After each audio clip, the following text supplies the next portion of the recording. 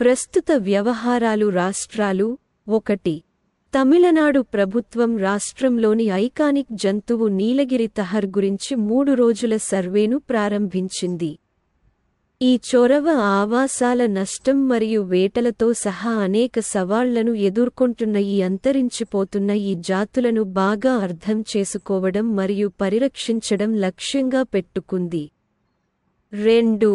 మహారాష్ట్ర దివాస్ అని కూడా పిలువబడే మహారాష్ట్ర దినోత్సవం 1960లో రాష్ట్రం ఏర్పడిందని జ్ఞాపకార్థం ప్రతి సంవత్సరం మే 1న జరుపుకుంటారు. మహారాష్ట్రను బొంబాయి అధ్యక్ష పదవి నుండి చెక్కారు మరియు ఈ చారిత్రాత్మక రోజున ఒక ప్రత్యేక రాష్ట్రంగా ప్రకటించారు. ప్రస్తుత గుజరాత్ మాజీ బొంబాయి స్టేట్ యొక్క ఇతర భాగాన్ని కలిగి ఉంది. ఈ విభాగం 1956 నాటి స్టేట్స్ పునర్వ్యవస్థీకరణ చట్టం యొక్క ఫలితం. ఇది భాషా సరిహద్దుల ఆధారంగా రాష్ట్రాలను పునర్వ్యవస్థీకరించడం లక్ష్యంగా పెట్టుకుంది. భాషా రాష్ట్రాల కోసం భారీ నిరసనలు తరువాత 3.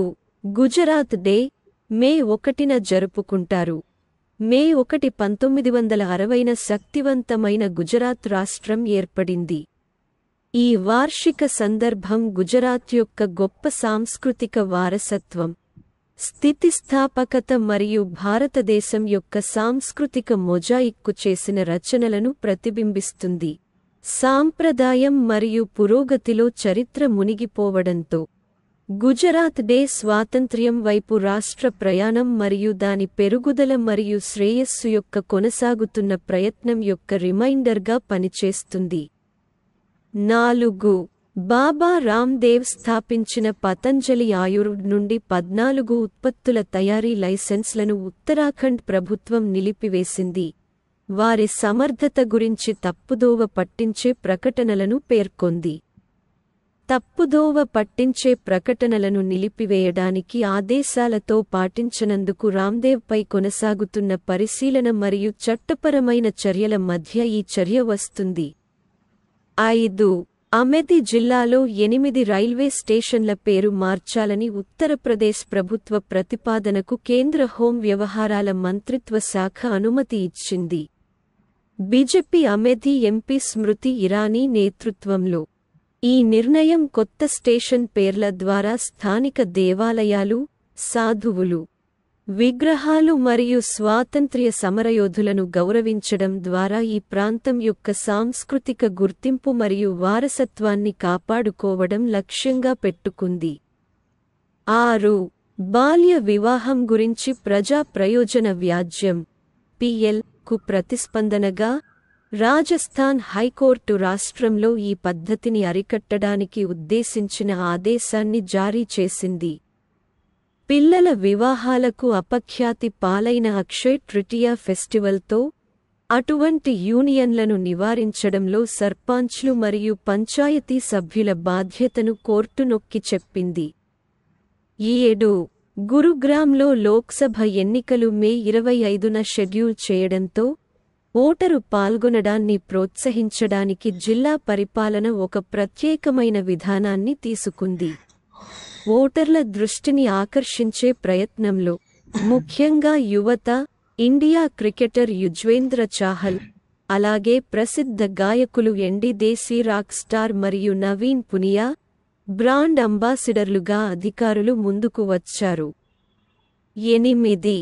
జాతి కలహాలు మరియు తీవ్రమైన వడగళ్లు తరువాత మణిపూర్ ప్రభుత్వం స్కూల్ ఆన్ వీల్స్ కార్యక్రమాన్ని ప్రవేశపెట్టింది.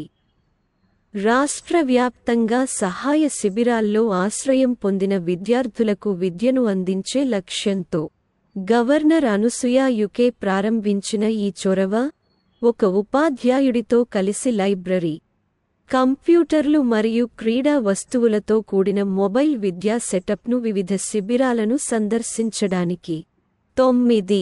కేరళ ఆరోగ్య అధికారులు 3 జిల్లాల్లో పశ్చిమ నైలు జ్వరం కేసులను నివేదించారు. కోజికోడ్, మాలాపురం మరియు త్రిశూర్. ప్రతిస్పందనగా రాష్ట్ర ప్రభుత్వం అన్ని జిల్లాలను అప్రమత్తంగా ఉండాలని మరియు దోమల నియంత్రణ చర్యలను అమలు చేయాలని ఆదేశించింది. వీటిలో ఋతుపవనానికి ముందు శుభ్రపరిచే డ్రైవ్లు మరియు నిఘా కార్యకలాపాలు ఉన్నాయి. 10. ఇండియన్ వైమానిక దళం IAF అటవీ మంటలను ఎదుర్కోవడంలో రాష్ట్రానికి చురుకుగా సహాయం చేస్తోంది. పౌరి గార్హ్వాల్ రంగంలో ఉగ్రమైన మంటలకు ప్రతిస్పందనగా IAF దాని MI-17V5 హెలికాప్టర్లను ఉపయోగించి బాంబి బకెట్ కార్యకలాపాలను చేపట్టడం ద్వారా చాలా అవసరమైన ఉపశమనాన్ని అందించింది. 11. రాష్ట్రంలో ఉగ్రమైన అటవీ మంటలను కలిగి ఉండటానికి ఉత్తరాఖండ్ ప్రభుత్వం పిరుల్ లావో పైస్ పావో ప్రచారాన్ని ప్రారంభించింది. మే 8, 2024న ముఖ్యమంత్రి పుష్కర్ సింగ్ ధామి రుద్రప్రయాగ్ జిల్లాలో ఈ ప్రచారాన్ని ప్రారంభించారు. ఈ ప్రచారంలో చురుకుగా పాల్గొనాలని ప్రజలను కోరారు మరియు సహకార సంస్థలు, యువా మంగల్ దాల్ మరియు వాన్ పంచాయతీ కూడా పాల్గొంటారని పేర్కొన్నారు. 12. మేఘాలయ ఇడాశిషా నోంగ్రాంగ్ను రాష్ట్ర మొదటి మహిళా director general of police DGP గా నియమించడం ద్వారా చరిత్ర సృష్టించింది. 1992 batch Indian police service IPS అధికారి నోంగ్రాంగ్ మే 19, 2024న పదవీ విరమణ చేయబోయే లాజ్జా రామ్ బిష్నోయి తరువాత. 13. గొప్ప విజయంలో తమిళనాడుకు చెందిన పి శ్యామ్ నిఖిల్ దేశంలోని 85వ గ్రాండ్ మాస్టర్ GM అవ్వడం ద్వారా భారతీయ చెస్ చరిత్ర యొక్క వార్షికోత్సవాలలో తన పేరును రూపొందించారు. 8 సంవత్సరాల వయస్సులో తన ప్రయాణాన్ని ప్రారంభించిన 31 ఏళ్ల చెస్ ప్రాడిజీ చివరకు ప్రతిష్టాత్మక 2024 దుబాయ్ పోలీస్ మాస్టర్స్ చెస్ టోర్నమెంట్లో 3వ మరియు చివరి GM ప్రమాణాన్ని పొందాడు.